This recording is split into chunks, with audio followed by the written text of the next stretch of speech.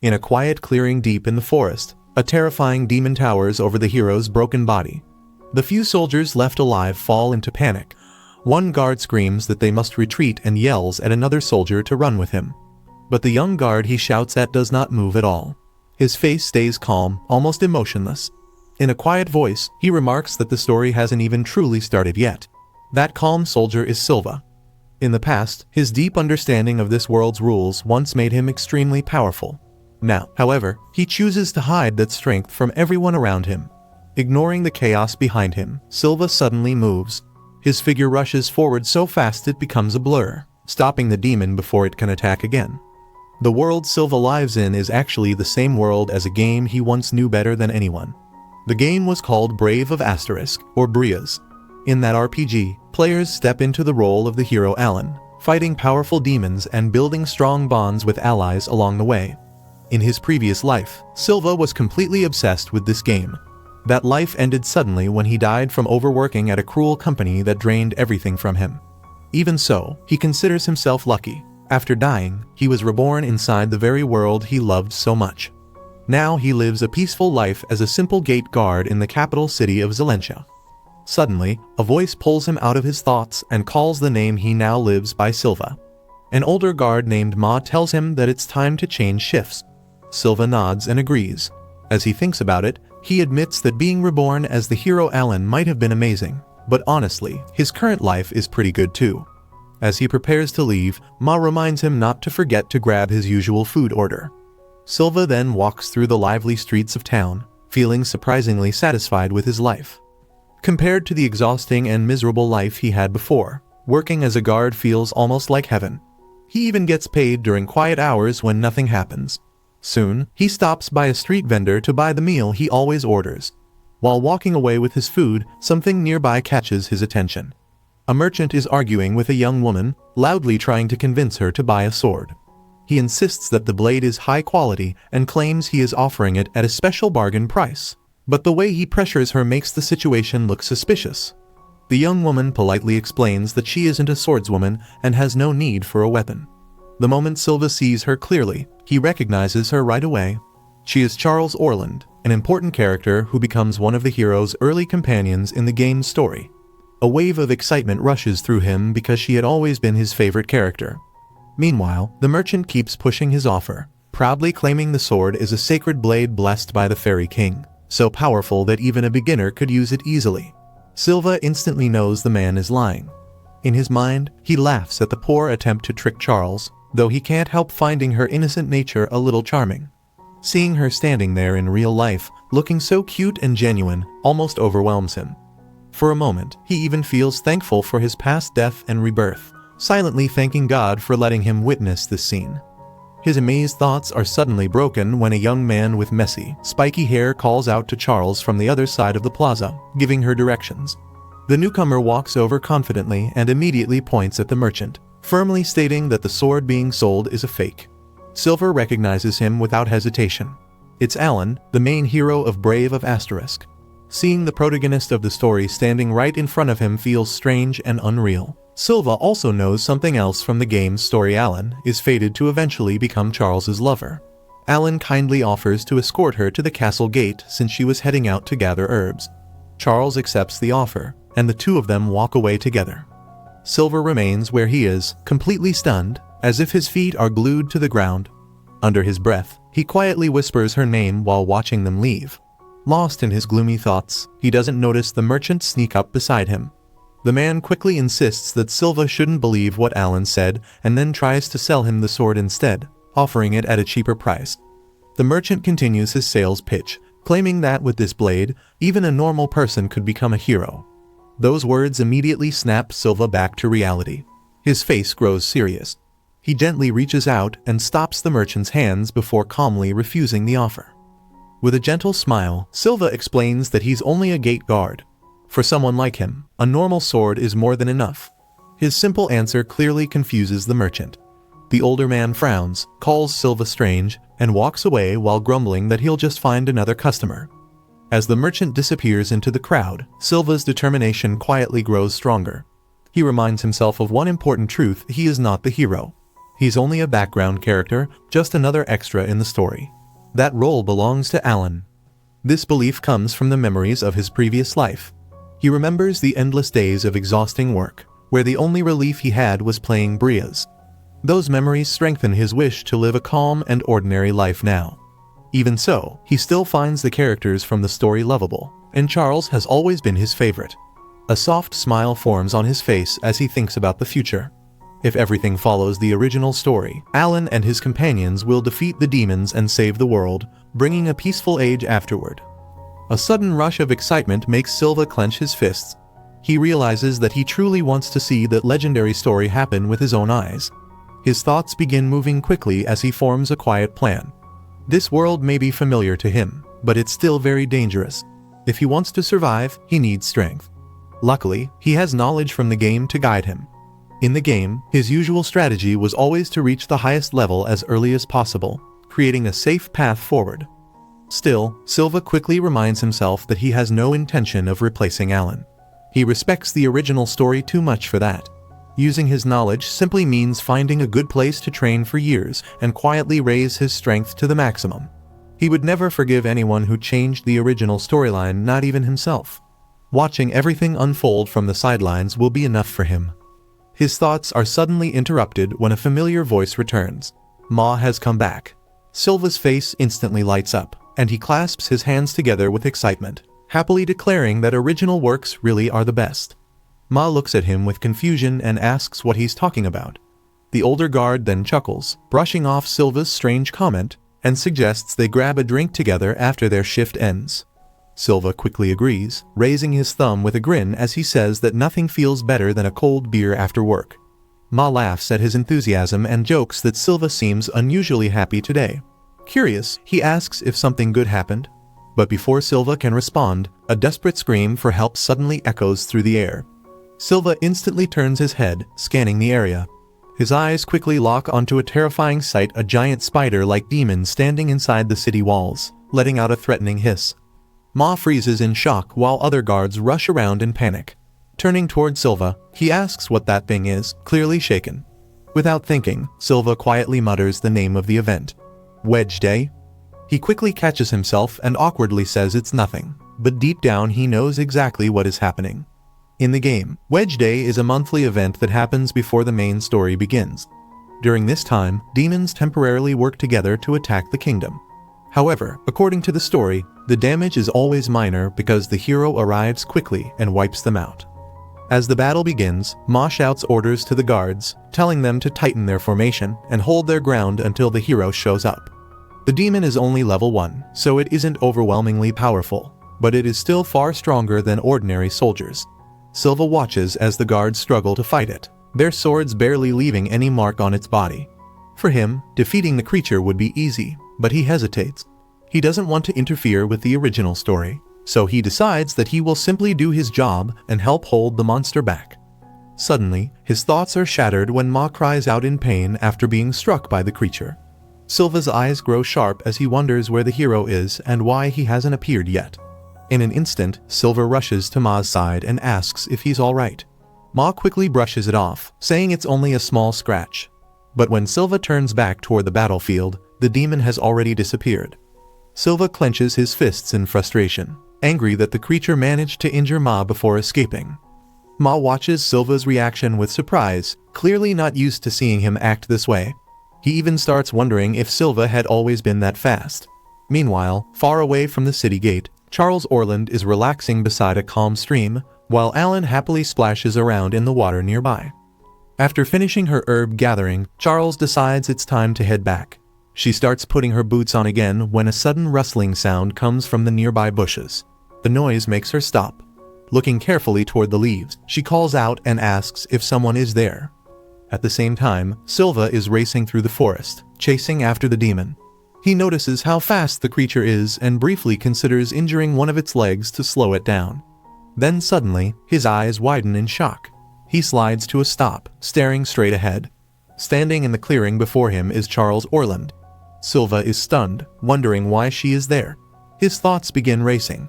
According to the game's story, she was never supposed to be here. This moment is completely different from the original scenario. Panic quickly spreads through him as he realizes something is wrong. Charles is now facing a danger she was never meant to encounter. Just as that thought crosses his mind, his fear becomes reality. A terrifying demon with dark skin and white hair suddenly appears behind Charles. The monster raises its sharp claws, ready to strike, while Charles cries out in shock. Silva immediately shouts and charges forward, drawing his sword. He swears that the creature will not lay a single finger on her. Without hesitation, he launches his attack using a technique known as Zalentia's sword-style spinning top. His body moves so fast it becomes a blur as his blade slices straight through the demon's torso, stopping the attack at the exact moment Charles falls backward. The demon collapses onto the forest ground, completely defeated. Silva calmly puts his sword back into its sheath. A short distance away, Charles sits on the ground, covering her mouth with one hand as she tries to process what just happened. Relief and shock fill her expression. Silva turns toward her, his face softening with concern. Charles looks up at him, her cheeks slightly red, her gratitude clearly visible. Silva quickly runs over to her side. His calm attitude from earlier disappears as he anxiously asks if she's okay and wonders if the demon had heard her voice. Still a little shaken, Charles assures him that she is fine. Hearing that, Silva suddenly freezes. The rush of adrenaline fades away, and a new feeling replaces it: panic. He slowly realizes what he just did. He completely stepped outside the original story. "Oh no," he blurts out in frustration. "I've really done it now." His embarrassed panic is suddenly interrupted when Charles asks him who he is. Thinking she means his job, he quickly replies that he's just a gate guard. Charles smiles gently and explains that she wasn't asking about his profession. She gently explains that she only wanted to know his name. Leaning a little closer, she looks at him with sincere curiosity and politely asks him to tell her. The simple request makes Silva glance away, a faint blush rising up his neck. This whole situation is already drifting away from the story he knows. Her voice pulls him back to the moment as she thanks him, using the name he had just given. After a moment of hesitation, he finally manages to answer properly, nervously saying, "My name is Silva." Later that day, while standing guard at the castle gate, Silva begins to panic. He actually spoke with Charles. The thought alone makes his mind spin. Turning to a nearby woman, he quickly explains that he is currently on guard duty and needs to leave. His thoughts keep racing. Back in the forest, he had no choice but to defeat the demon right in front of her. Now he worries that his actions might change the story's future. While he is still lost in his worries, Moss suddenly calls out his name. The older guard tells him that he has received a direct summons from the captain of the elite Holy Guard. Silva freezes in shock and asks if he heard that correctly. Ma gives him a grim smile and jokingly says that he doesn't know what kind of trouble Silva caused, but he will make sure to attend his funeral. Silva quickly begs him not to say such scary things. Ma laughs and apologizes, but then adds a more serious warning. The captain, he explains, is known for being extremely strict. He hopes Silva will only get a harsh lecture at worst. Before long, Silva arrives at the large and intimidating headquarters of the elite Holy Knights. Two armored knights guide him through the long stone hallways of the building. One of them eventually confirms that everything is ready and gestures for him to continue forward alone. A drop of sweat forms on Silva's temple as he walks ahead. He steels himself, thinking that no matter what happens, he must avoid running into her again. Meanwhile, inside an office filled with shelves of books, a woman dressed in decorated armor studies a report. She is the captain of the knights. As she reads the document, her eyes widen with disbelief. Through the window behind her, Silva can be seen approaching the building. Suddenly, she slams her hands forward, shattering the glass with a bright and excited smile.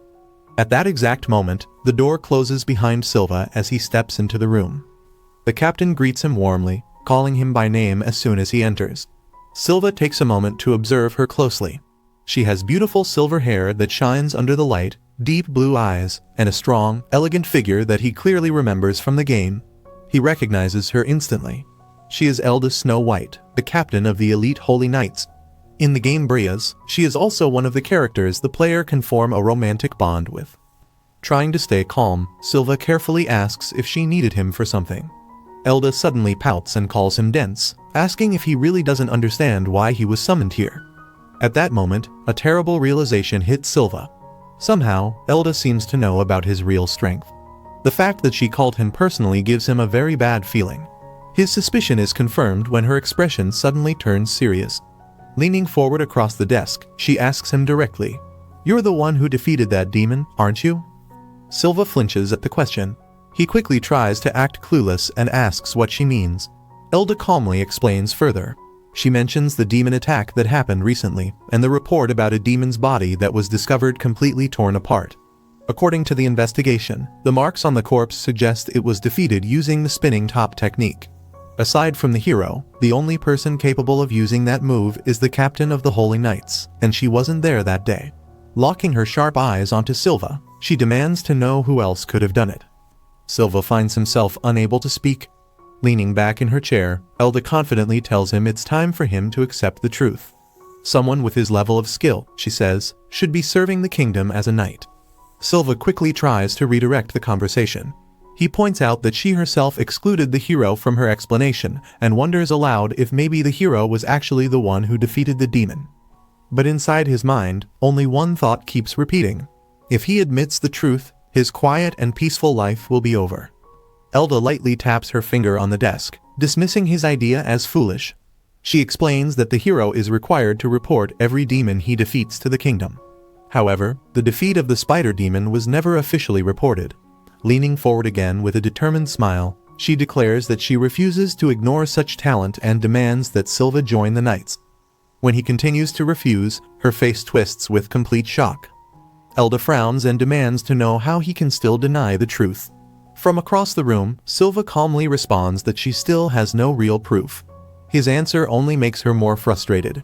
She begins listing all the reasons he should join the knights, pointing out the many benefits. The pay is excellent, she explains, and the position comes with privileges far better than the life of an ordinary gate guard.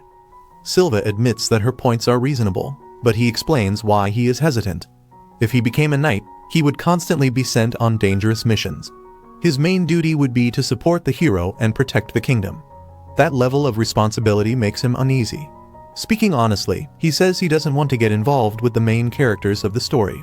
When Elda asks what he means by that, he quickly brushes it off and claims it's nothing. But inside his mind, his decision is firm. He has absolutely no intention of becoming a knight. Elda's expression grows colder. She calls his refusal a terrible waste of talent. Realizing that persuasion isn't working, she sighs and says she can't afford to be too gentle about this anymore.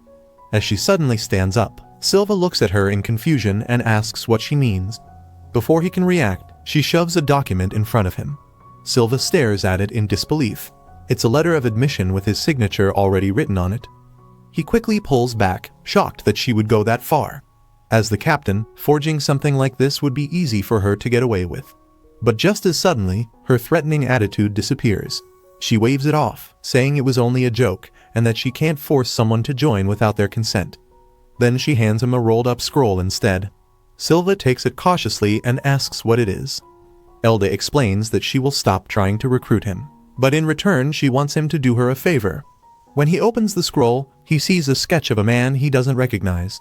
She tells him the man's name is Bragio Birdley, someone planning to participate in the knight entrance trials that night. With a serious expression, she states her request clearly. She wants Silva to make sure that this man never becomes a knight. Hearing the name, Silva pauses and asks if Bragio is part of the well-known Birdley family. Elda confirms it, but her voice carries clear disgust as she describes the man as a completely hopeless scumbag. Elda explains the difficult situation she's dealing with. Since Bragio is from a noble family, she can't simply fail him during the trials without facing pressure from powerful people above her. That's where Silva comes in. Her plan is simple during the entrance trials. Silva will face Bragio in a practice battle and defeat him completely. If Bragio loses badly, it will prove that he isn't worthy of becoming a knight. Silva quickly realizes what she's asking. She's basically using him to sabotage the man. He thinks about it for a moment before asking for something in return. If he agrees to help her with this, will she truly stop trying to recruit him into the knights? Elda's face immediately brightens with a confident smile. She promises that the deal will stand. Later, Silva walks through the city streets with a heavy sigh. The task she gave him feels like a huge headache. Bragio may not be an important character in the story, but he still comes from a powerful family. One small mistake could change future events. Because of that, Silva decides he needs to be careful. He barely knows anything about Bragio, so the first thing he needs is information. At the same time, he reminds himself of his goal to avoid getting involved with the main characters as much as possible. After what happened earlier, he swears he won't mess things up again. Just then, someone lightly taps his shoulder. Surprised, Silva quickly turns around and sees a familiar smiling face. It's Charles Orland calling his name. His first reaction is pure panic. He immediately blurts out that she shouldn't be meeting with him, but then he quickly corrects himself, awkwardly saying he's actually glad to see her. Memories of their first meeting flash through his mind along with the promise he made to stay away from the story's key characters. Charles, however, doesn't seem bothered at all. She reminds him that he suddenly ran off after saving her and says she has been looking for him ever since. Silva tries to explain, claiming he had urgent business to take care of. Even he can tell the excuse sounds weak. Embarrassed, he covers his face and sincerely apologizes for leaving without saying anything. Charles watches him quietly for a moment before simply replying, "I see." Then her expression becomes more serious. She raises a finger and asks him something that instantly makes him nervous. "By the way, why do you already know my name, Silva?" The question makes him flinch. A small wave of guilt passes through him. Thinking quickly, he comes up with a story. He explains that he was once assigned to guard a party for nobles and saw her name listed among the guests. Charles listens carefully to his explanation, her face calm and hard to read. After a moment, she asks if that's really the truth. Silva hesitates before giving a weak reply, quietly saying that it is. At his awkward answer, she puffs out her cheeks in a playful pout. It's clear she isn't satisfied with how stiff and formal he's acting.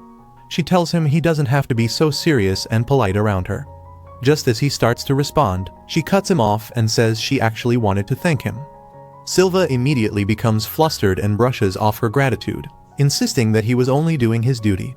But Charles doesn't give up so easily. She firmly says that she wants to repay him and is willing to do anything to help, even assisting with his work if needed. Then she finally reveals what she really wants. She's currently investigating something and hopes Silva will help her. Seeing her strange but hopeful smile, Silva feels like he has no real choice and reluctantly agrees. Later, the two of them arrive in the capital's lively red light district to meet an informant. The area is known to be a place the Birdley family often visits. The informant explains that because the Birdley name is so famous, it was easy to gather rumors about them. Apparently, the family has gained influence with the royal court by making huge donations. However, there are also dark whispers about their involvement in human trafficking and illegal drugs. As they leave the informant and walk through the busy streets, Charles glances at Silva with a slight blush on her face, which draws curious looks from people nearby. Silva focuses on the information they just received and says that based on the clues, their target should be somewhere in this district. When he notices Charles has gone quiet, he asks if something is wrong. Her face suddenly turns bright red. Covering her mouth shyly, she nervously asks where exactly he plans to take her. Silva's eyes widen in panic. He quickly insists she has completely misunderstood the situation. Seeing his frantic reaction, Charles bursts into laughter and admits she was only teasing him. She then says she hopes they find Bragio soon. From what they've learned, Bragio is known as a complete wastrel who spends his parents' money on alcohol every day and wanders around drunk most of the time. As they walk through a quieter alley, Silva wonders out loud where someone like that would usually stay. Charles confirms that Bragio is often seen in this district, but suggests they might have come a little too early. Right at that moment, Silva's stomach suddenly lets out a loud growl. Silva's face immediately turns red with embarrassment when his stomach growls so loudly. Feeling completely mortified, he quickly apologizes. Trying to recover, he awkwardly asks Charles if she might be hungry too and suggests they grab something to eat. Charles happily admits that she's starving as well. Her eyes light up as she points toward a nearby restaurant, saying she can smell something delicious and that they should check it out. Inside the restaurant, Charles eagerly takes a big bite of a hamburger. Her face fills with pure happiness as she enjoys the taste. Silva watches her quietly, a little surprised. He remembers reading in the game that despite being a noble, she absolutely loves hamburgers. Still, seeing it happen in real life feels unexpectedly adorable. After another bite, Charles suddenly looks a little sad and complains that she can never take a proper bite of a burger. Silva quietly thinks that it can't be helped since her hands and mouth are so small. Charles stares at the burger for a moment before deciding it's not too bad because she still gets the bun. She carefully takes a small bite of just the bread instead. Silva realizes that this must be how she usually eats them. Watching her, he becomes completely fascinated. Her innocent and cute behavior almost feels overwhelming to him. After finishing their meal, Charles politely thanks him. Noticing that it's already getting late, she asks where they should continue their search next. Silva explains that the district can become dangerous after dark, so he plans to continue the investigation on his own while she heads back. But before he can finish speaking, a loud slam suddenly hits their table. A rough voice demands attention. Standing nearby is a group led by none other than Bragio Birdley. Several armored guards stand behind him as he arrogantly asks if there are any empty tables on the second floor. Bragio already has a terrible reputation. Just recently, he threw a glass at a restaurant because his food arrived too slowly. Rumors also say he often forces himself on women. His arrogance is obvious as he loudly complains to a waitress about the lack of available tables. He proudly shouts his own name, as if that alone should guarantee him a seat, while several women stand around him. His attitude grows worse as he demands they make space for him immediately. With a sneer, he asks the waitress if she even knows who his father is. From their table, Charles quietly confirms to Silva that this rude man is indeed their target. She whispers that he's exactly as awful as the rumors describe.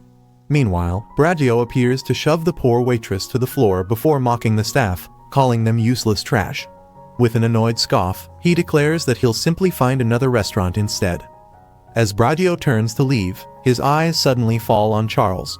He pauses and leans forward with interest. Well, he mutters, staring at her closely. Slowly, he walks toward their table, his gaze locked on her.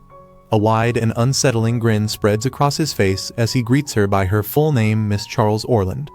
Silva watches the situation carefully, his expression calm but alert. Bragio bends closer, trying to sound friendly. He tells her not to be so distant and claims that the two of them already met at a noble's party. Charles looks confused and politely asks if they really have met before. The fact that she doesn't recognize him instantly irritates him. His expression darkens as he asks in a threatening tone if she's seriously saying she doesn't remember him. Charles closes her eyes for a moment, honestly trying to think back, but then admits that she can't recall him at all. Bragio's eyes widen in shock, and a small drop of sweat forms on his forehead.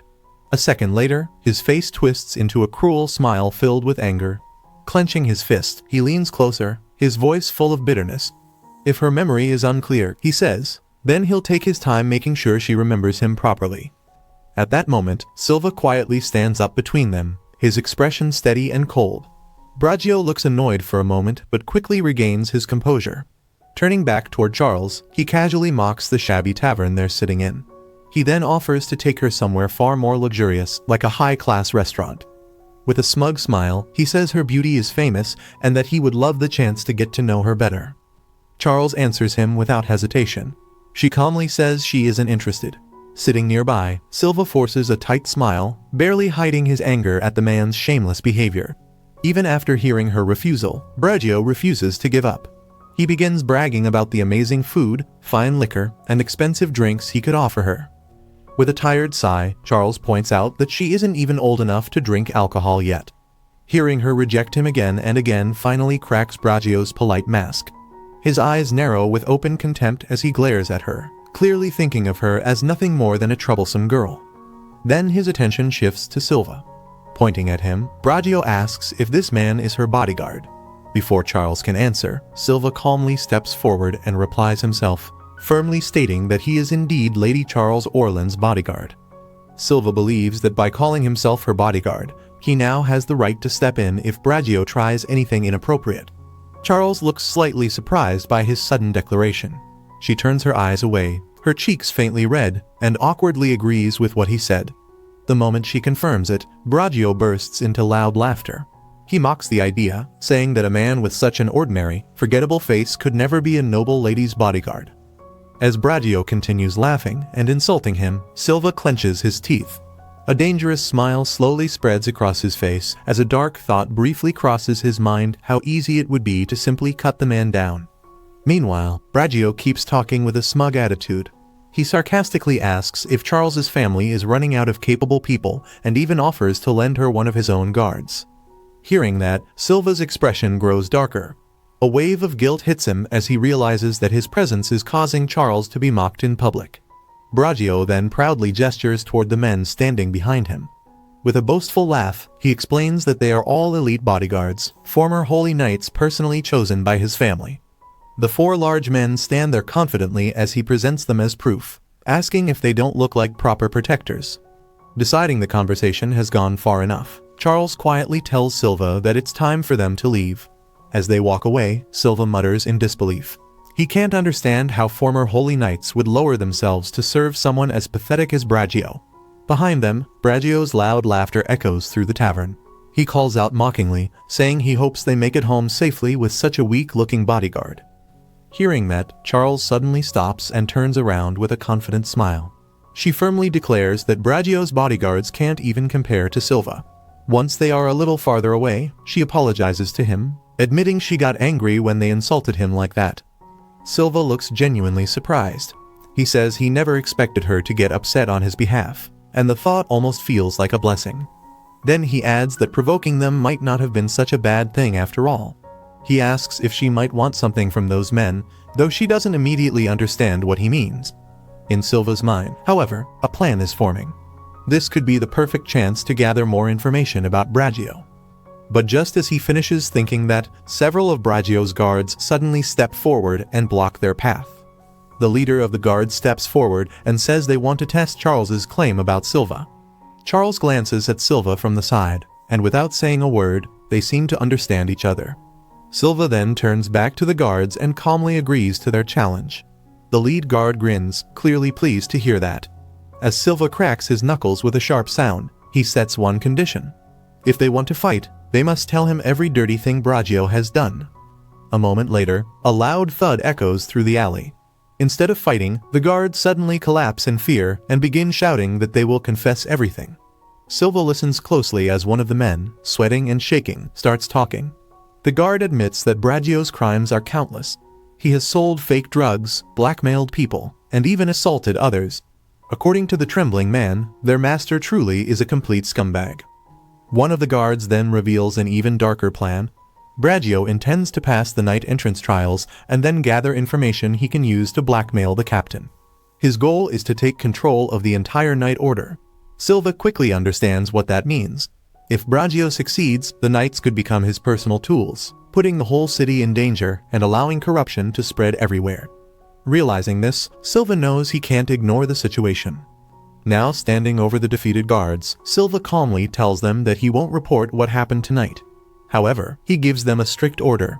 They must return to Bragio and lie, telling him they won the fight. They are also forbidden from revealing the truth about what really happened. As Silva finishes dealing with the situation, Charles walks over and calls his name. She looks at him thoughtfully and says that no ordinary soldier could defeat a demon so easily like he did earlier. Then she directly asks him how he became so strong. Silva turns to her with a bright smile and casually explains that he spent many years training in the mountains. According to him, the area was full of dangerous monsters, and he nearly died every single day while fighting them. That intense experience, he says, is how he grew stronger. When he notices the worried look on Charles's face, he quickly adds that she doesn't need to go through anything so dangerous. With a gentle smile, he confidently says that he believes Charles will grow stronger in her own way without having to suffer like that. Hearing his words, she feels deeply moved. Charles smiles and tells him that if he truly believes in her like that, then she will trust his words. With that, the tension between them fades, and the two begin walking away together. After a moment, Silva casually mentions that he's still hungry and suggests they find another place to eat. Hearing that, Charles asks if he would like her to treat him to the meal. Later that night, the tall tower of the capital stands under a sky full of bright stars. Charles cheerfully confirms that of course she will pay for dinner. After all, she says with a smile, it's only natural for a hero to treat the person who saved them. Soon, the day of the night entrance trials arrives. An announcement echoes through the arena, declaring that the 127th entrance trials are about to begin. The first test will be a mock battle. Each participant will fight one-on-one, and the matchups will be decided by lottery. Only the winners will move on to the next round. Silva stands quietly, holding the notice for the event as he gathers his determination. He reminds himself that he must stop Bragio. Still, he didn't expect to run into his target this quickly. Just then, Bragio Birdly notices him and points directly at him with a metal gauntlet. He immediately recognizes Silva as the plain-looking bodyguard from the tavern earlier. Silva remains calm and simply greets him politely, saying he's surprised to see Bragio here as well. Bragio responds with a sneer, saying he could easily say the same thing. He then reveals that his bodyguards already told him about their encounter. According to them, they had beaten Silva badly to teach him a lesson. Yet here Silva is, standing perfectly fine. With a small, knowing smile, Silva casually explains that he just visited the church afterward and bought a healing potion. He admits it cost him quite a bit of money, then adds with a slight jab that maybe Bragio himself wouldn't be able to afford one. The comment instantly makes Bragio furious. He angrily mocks the idea of needing a healing potion. Bragio then proudly gestures toward his shining armor, boasting that it's top-quality gear made from a rare metal called Oricel. Just then, an official voice suddenly calls out across the arena, summoning both Bragio Birdley and Silva to the center of the training grounds. Realizing they have been matched against each other, Bragio bursts into mocking laughter. He declares that Silva must be the unluckiest man alive.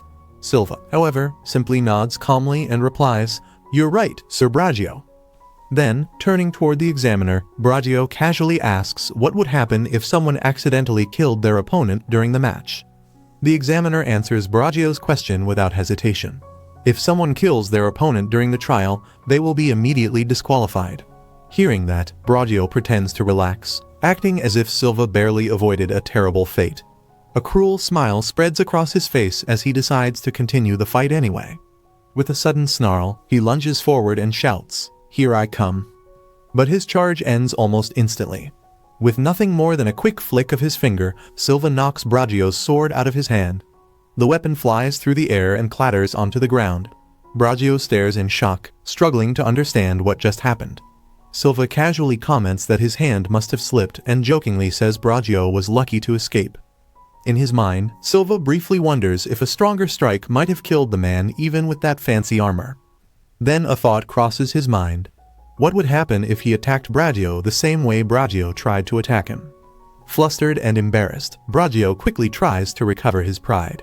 He claims his earlier charge was only meant as a handicap, as if he was generously giving Silva the first move. Now, he says, he will allow Silva to attack first. Silva smiles confidently and accepts the offer. He calmly points out that Bragio's arm is already numb, meaning he wouldn't be able to swing his sword properly anyway. Before anyone can react, Silva suddenly moves. In the blink of an eye, he strikes. The force of the hit sends Bragio flying across the training ground, rolling through the dust before crashing to a stop. Silva stands over him while Bragio struggles to regain his dignity. Desperate to save face, Bragio loudly claims that he simply tripped. Silva quietly looks at him and coolly agrees, saying that yes, it certainly did look like Bragio tripped. The comment only makes Bragio even angrier. He shouts that he hasn't even used his full power yet. Furious, he accuses Silva of winning through pure luck and declares that he will now end the match, a fight he insists he never wanted to begin with. As Bragio raises his sword again, the blade begins to glow faintly. Silva calmly watches him without moving. Then he gently places a hand on the handle of his own sword. A soft light begins to flow from the blade as he quietly activates a magical enhancement. This technique is one of the most basic forms of combat magic. By channeling inner energy through the body, it can make a person as tough as steel. When that energy is poured into a weapon, even an ordinary sword gains the power to cut through iron. As Silva prepares, his thoughts begin to drift. Demons have bodies that are far stronger and tougher than normal humans. To fight against creatures like that and truly become a hero, someone must be able to control magic freely. However, many people spend their entire lives without ever even sensing that kind of power. Silva calmly studies his opponent, quickly recognizing that Bragio is wearing armor made from Oracle. Without that armor protecting him, Silva knows Bragio's body wouldn't stand a chance against him. A heavy pressure suddenly fills the air around Silva. The intense presence makes Bragio begin to sweat and tremble. Confused and nervous, he stammers and asks what happened to Silva, wondering why he suddenly feels so different. Silva only smirks slightly and reminds him that he's the one who said he wanted to attack. After all, no one wins a duel without actually making a move. Bragio takes a step back, clearly frightened. His voice shakes as he accuses Silva of trying to kill him. Then he suddenly comes up with an explanation in his mind. He mutters that some low-ranking nobles must have secretly hired Silva to assassinate him. When Bragio refers to those nobles as bottom feeders, Silva's expression instantly grows colder. The moment he realizes Bragio is talking about Charles, his gaze becomes sharp enough to make the nobleman flinch. Inside his head, Bragio starts thinking that Silva seems like a completely different person now. Looking into Silva's eyes, he becomes convinced that this guard might actually kill him. Panic quickly takes over. Desperate, he changes his approach and begins offering Silva money. He promises huge amounts of gold, far more than Charles could ever pay. He even offers women if Silva will just surrender the fight. Silva doesn't react to any of it. Calmly, he simply asks Bragio if he's ready and warns him not to move if he values his life. Terrified, Bragio cries out and tries one last desperate offer. He shouts that he can provide beautiful women, ones even better than Charles. The moment those words leave his mouth, he realizes too late that he made a terrible mistake. Silva's face twists with anger as he roars at Bragio to shut up and never say her name again. His rage finally erupts. In the next instant, Silva leaps forward and unleashes a powerful technique, Zalentia's sword style, White Waterfall. His blade flashes through the air with incredible speed and power. A loud metallic clang rings out when the strike lands. Bragio stands frozen in shock as a clean, sharp cut suddenly appears across the chest plate of his armor. The metal armor slowly begins to split apart where Silva's blade struck. Piece by piece, the plates slide away from each other before falling to the ground. With a final heavy clank, the broken parts of the armor scatter across the arena floor. Bragio shouts in disbelief, unable to understand how his precious oracle armor could possibly be cut apart. In the center of the arena, Silva stands calmly over him. Bragio, now completely defeated, drops to the ground and hurriedly admits his surrender. Silva confirms that he gives up, then quietly lets out a breath of relief. His task is finally complete. From the stands above, Elda watches the scene unfold. A small, satisfied smile appears on her face as she announces Silva's victory. Standing beside her, a fully armored knight quietly whispers Silva's name in shock. Meanwhile, the audience begins to murmur loudly as people react to what they just witnessed. The growing noise makes Silva glance up toward the crowd. The moment he sees the spectators whispering and staring, his expression changes to one of concern. A troubling thought suddenly crosses his mind. He may have attracted far more attention than he ever wanted.